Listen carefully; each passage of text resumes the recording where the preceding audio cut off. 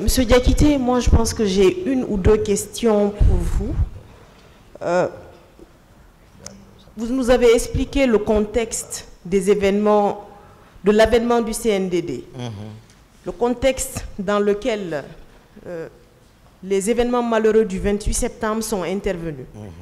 D'après vous, quels étaient les concepteurs de la théorie Dadis ou la mort? Dadis ou la mort, il y a Dadis d'abord lui-même. Parce qu'il a dit devant le peuple à Bolbiné. Après tout ça, là, il revient et dit non, juste c'était pour voilà, effrayer les leaders comme on le fatiguait trop. Donc, mais c'est lui d'abord le premier. Les Teburo. Oui, le colonel Teburo. Hein? Les colonels Théodore. Les colonels Makambo. Capitaine Gono Sangare. Capitaine Marcel Guilavogui. Et tant d'autres, c'est-à-dire tout, et c'est Dadis ou la mort et Moussa Keta. Hein? Le capitaine Moussa Keta, commandant à l'époque, je crois, hein? Secrétaire général du gouvernement. Hein? Il y avait d'autres, mais pour ne vous citer que de ça, Dadis ou la mort. Ok, M. Diakité, avec le temps, le recul, beaucoup de choses sont arrivées. Oui. Les événements du stade, oui. Ensuite le 3 décembre, ensuite l'escalade de violence à laquelle vous et certains membres de votre famille ont été confrontés. Oui. Vous pensez que cette théorie de Dadis ou la mort est vraiment une théorie qui a été conceptualisée et qui a conduit au drame du 28 septembre? Oui, à mon avis. Et vous pensez que le recrutement de Kaléa est lié à cette théorie de Dadis ou la mort? Oui, parce que Napoléon nous enseigne pour commander, il faut commander avec tes hommes. Mais ça, c'est des opinions, voilà, il fallait s'adapter aux réalités, voilà, actuelles. Ça, c'était dans le passé. Maintenant, et c'est pour cela qu'il faut recruter ta communauté. Quand tu es avec ta communauté, tu affectais les autres à l'intérieur pour occuper. C'était ça. Ok, merci. Donc, effectivement, c'est ça.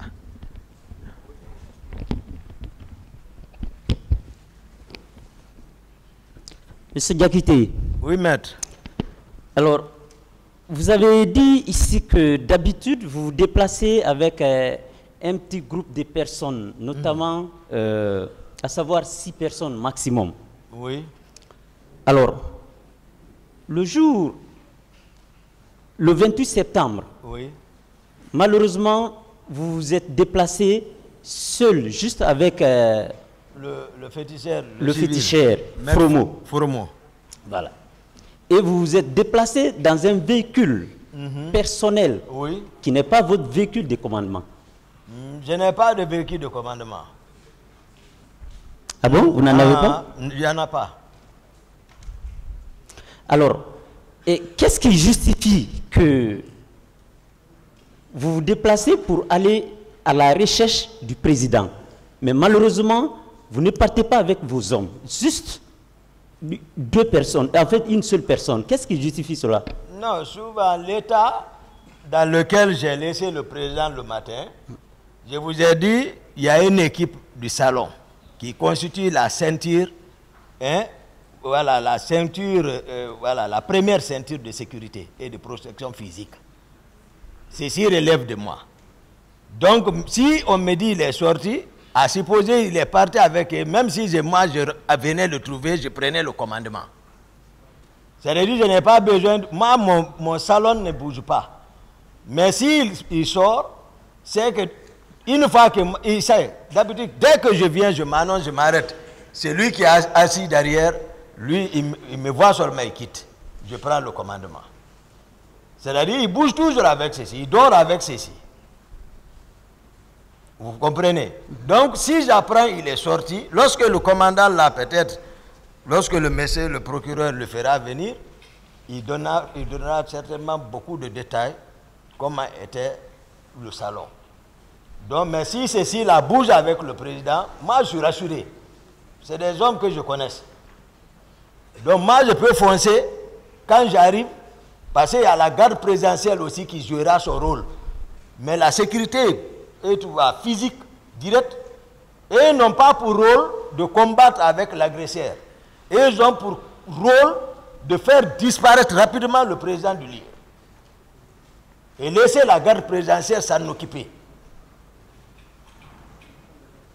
C'est ça le rôle de la ceinture, voilà, la plus restreinte. Il peut arriver où il peut prendre le président, balayer même, le mettre au sol, le traîner. Tout dépend de la circonstance. Donc il faut que ce soit des gens bien formés. Voilà, et ils ne retardent pas sur le terrain. Ce n'est pas pour montrer les muscles. Dès que ça fait son premier rôle, c'est faire quitter le président. Les autres vont maintenant faire face. Donc si ils sortent avec le président, moi je peux venir, comme d'habitude, dès que je m'annonce seulement, il quitte, je prends mon commandement. D'accord. Alors, vous allez me permettre de vous rappeler quelques phrases lors d'une interview que vous avez accordée à la RFI. D'accord.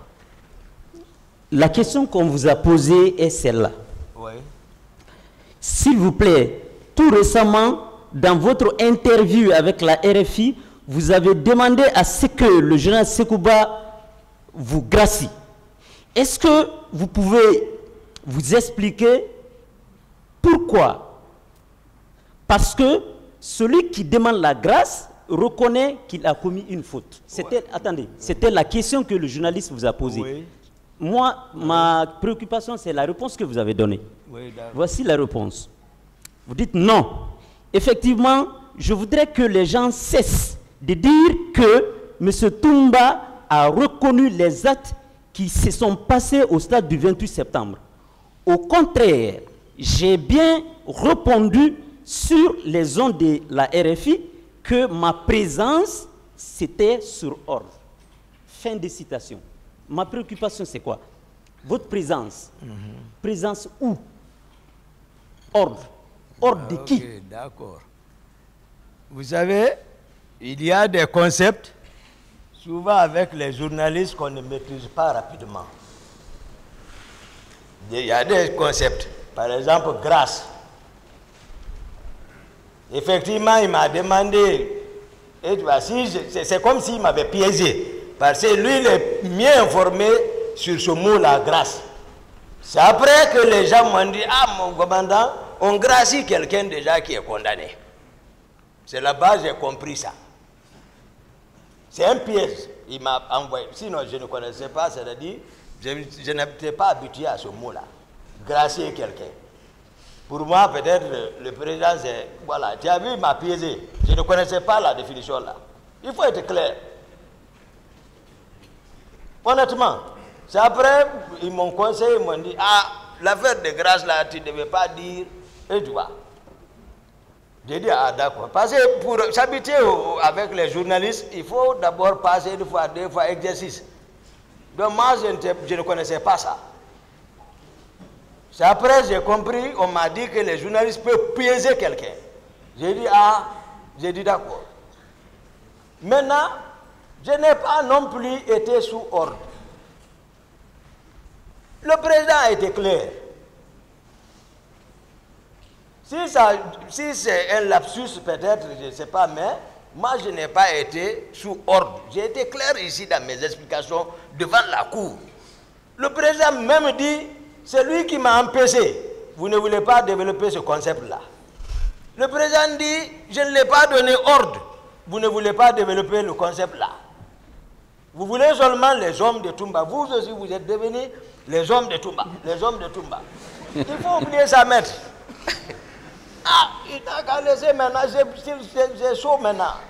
D'accord, M. Diakité. En fait, j'ai tout simplement répété ce que j'ai vu sur le papier. Donc, alors, bon, pour finir, M. Diakité, vous avez dit que quand vous étiez au stade, Oui.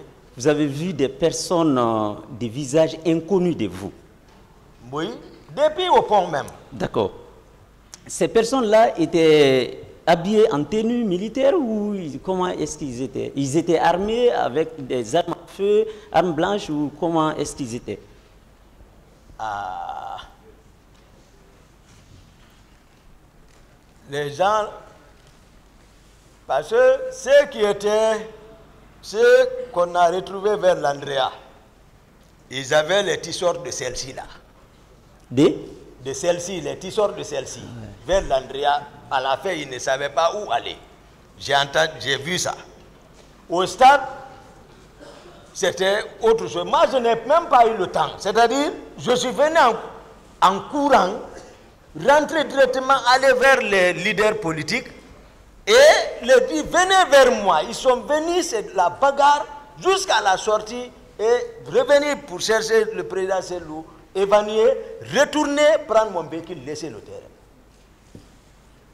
Et qu'on pose la question, pourquoi Toumba tu les as envoyés à l'hôpital? L'autre dénature ça. Il s'attribue la paternité de ça. Mon colonel Tebro. C'est pas sérieux ça. Pourquoi je suis parti vers une structure hospitalière? Pourquoi Toumba n'est pas parti? Malgré tout, pourquoi il ne les a pas envoyés, ces dadis? Pourquoi il ne les a pas envoyés vers un camp? D'autres questions, maître? Je vous remercie, Monsieur le Président.